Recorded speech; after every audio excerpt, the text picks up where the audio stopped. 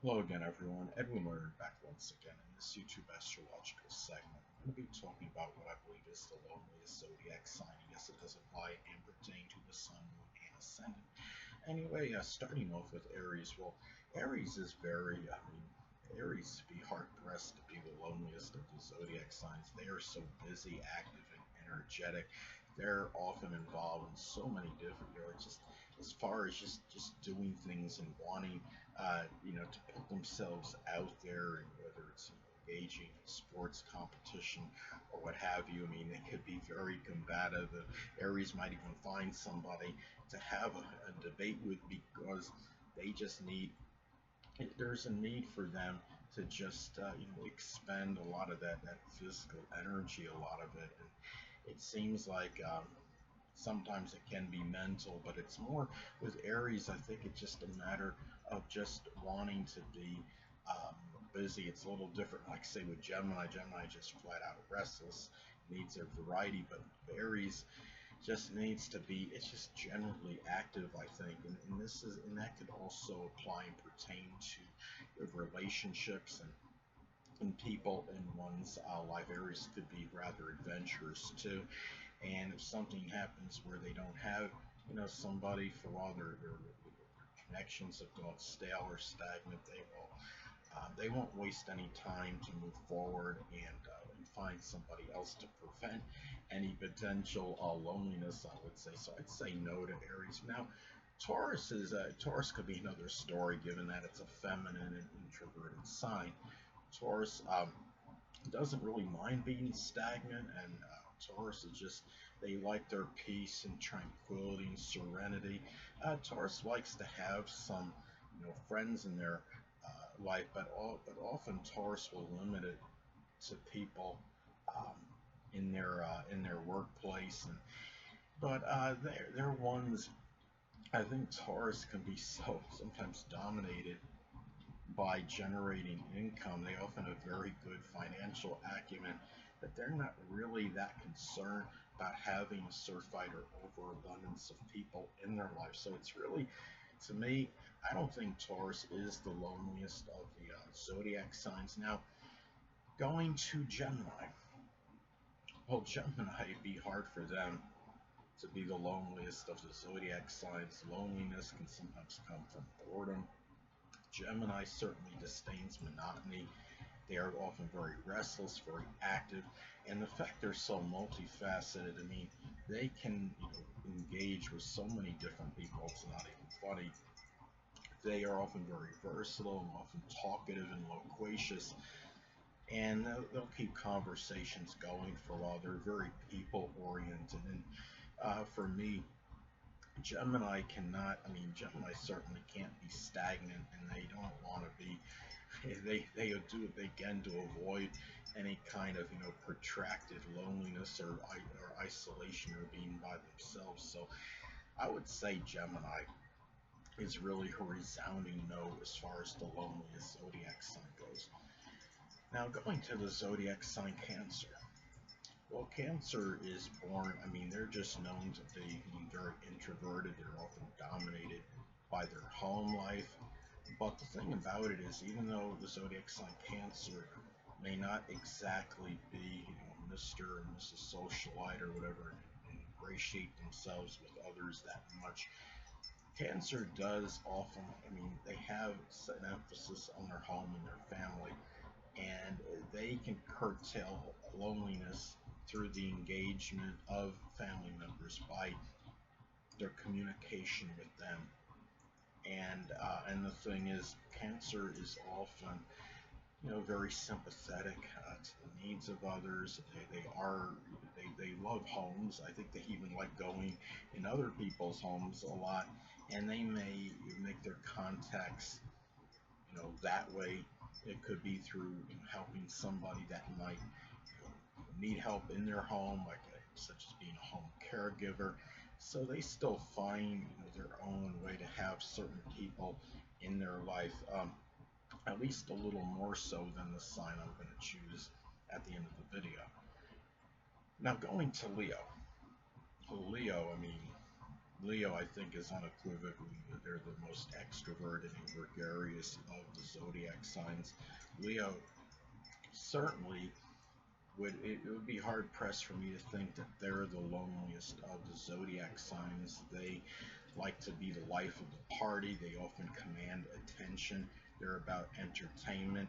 They, I mean, something about Leo that has so much charisma that they bring a lot of people to them, and they might not even barely be trying to do so. So, because of their nature and the fact that they have so much present and they're very charismatic, they bring people to them often, and they're ones that they won't. That nature in itself would be difficult to have them be very lonely for any prolonged or protracted period. So I would say Leo is certainly not the loneliest of the zodiac signs. Now going to Virgo. Well, Virgo can be a little shy there. It's an introverted feminine sign. They are often immersed in their intellectual activities and analyzing things of a scholastic nature. But Virgo is still, they are ruled by Mercury. And Mercury is, of course, connected to communication. And they're kind of like that more analytical version of Gemini, I would say. So they find ways to still have people where they talk to, I would say, at least somewhat consistently. Not as much as Gemini, because Gemini, of course, is a masculine sign, and they're definitely more extroverted than Virgo on average. But Virgo will still like to engage with others and talk about, they're about their, just being, intellectual, um, ideas and things, trying to, they like to pick at, I don't know what the expression is exactly, pick one's brain. Is that, I don't know if I'm saying that right.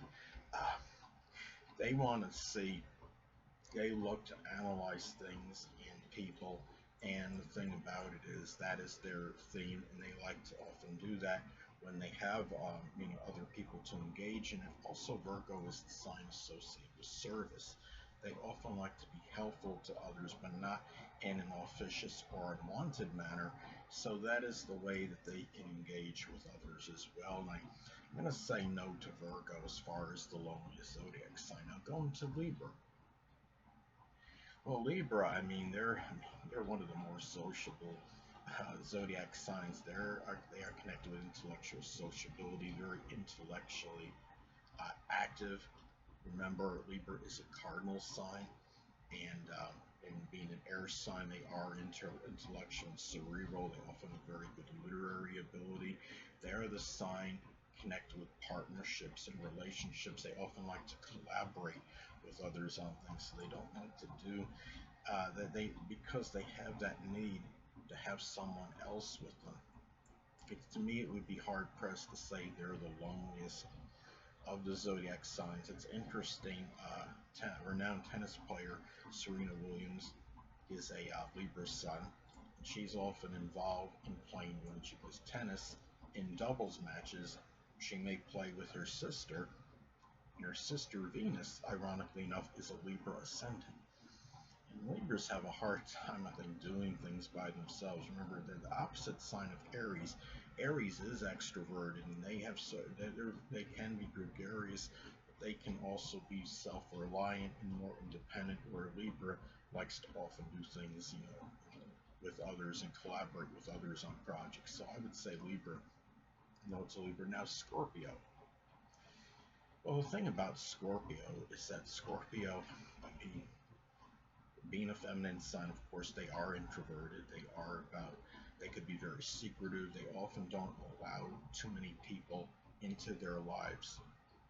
But it doesn't necessarily mean they would be considered the loneliest sign. I think they love their seclusion in a lot of instances. But the thing about it is, keep in mind that Scorpio is not just ruled by Pluto, it's ruled by Mars. So there is very action-oriented energy with them.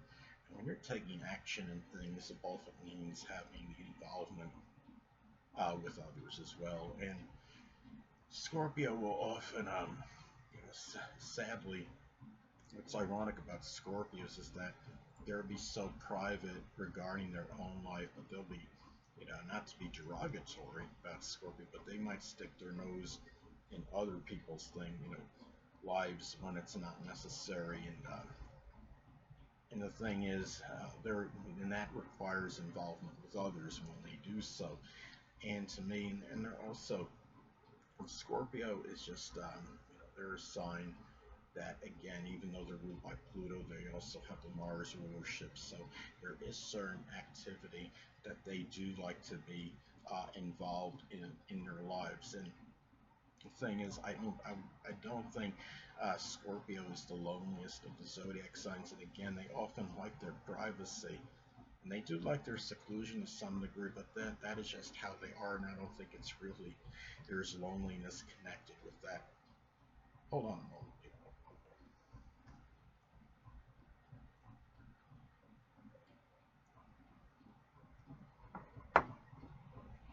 Now going to Sagittarius. Well, Sagittarius, of course, they're very jocular, they're buoyant, it's an extroverted sign. Sagittarius is a masculine sign, and they are ones, they often, like to be at their parties and kind of like Leo, but Sagittarius is more, can be the jokester of the party. It could be through even just plain practical jokes. It's like, I don't know if any one of you saw that, it's a movie with Val Kilmer, and he gave the teacher an apple, and the teacher had dropped the apple in the trash can, and the apple exploded in the can. That is how, that's kind of like when people. Now I know Val Kilmer's not a Sagittarius sun or ascendant. I don't know if his moon is in Sag or not. But the point I'm making is that's kind of emblematic of Sagittarius energy. And Sagittarius, they want to be happy. They want to be jocular and jovial, and they are often. And they will often avoid those people that are despondent or melancholy in order to remain that way, and they often will set things up where they connect with positive people so they can stay that way, and being around people they understand that is what makes them, helps keep them more buoyant and positive, and being more optimistic and upbeat and just generally happier. So Sagittarius, I would say, is not the loneliest of the zodiac signs. Now, going to Capricorn. Now, Capricorn could qualify as this because, but the thing about it is, I mean, Capricorn is an introverted sign. They're often very quiet. They're not known to be overly talkative or loquacious, and when you're not talking that much, that could lessen or reduce the opportunities for connections. But Capricorn is often very shrewd and savvy in business. They often have tremendous business acumen, and they make often their connections that way. So they do have certain, relationships that go on in their life, often very consistently. Remember, Capricorn is that sign associated with consistency, and it can apply to matters pertaining to business as well, and the people that they do engage in. And the thing about it is, even though they are introverted, it's a feminine sign. It's not what I would call the loneliest of the zodiac signs. So um, now going to Aquarius. Aquarius is a masculine, extroverted sign. They are like that universal friend to others. They can, they, I mean, they don't know really an adversary no matter where they go in many instances. They have the uncanny ability to make friends, acquaintances, virtually any place they go to. And they can, being an air sign, they have, they're sociable, they have literary ability, they like to communicate and have and often express innovative or ingenious ideas with others. The thing about it is, like, they're similar to Libra because Libra is about, they often will bounce ideas off others. But Aquarius would be more about their expression of new and unique ideas, and maybe perhaps finding like-minded people that have those as well. And to me, Aquarius is very freedom oriented as well, and I think that would also include freedom and independence from an overly prolonged or protracted period in solitude or seclusion. So I would say, I mean, Aquarius would simply, they're not the loneliest of the zodiac signs. They're engaging with too many people in order for that to transpire. Now, last but not least, Pisces. Well, I'm going to say that Pisces could be the loneliest of the zodiac signs. Remember, they are ruled by Neptune, which is connected with isolation and solitude and seclusion. They are a feminine sign, so I mean, naturally, it would be safe to say a feminine sign would be the one that would be considered the loneliest, because loneliness is connected with minimal, interactions and engagement with others. The thing about Pisces, I think what happens with them in a lot of instances, the trusting nature can be exploited.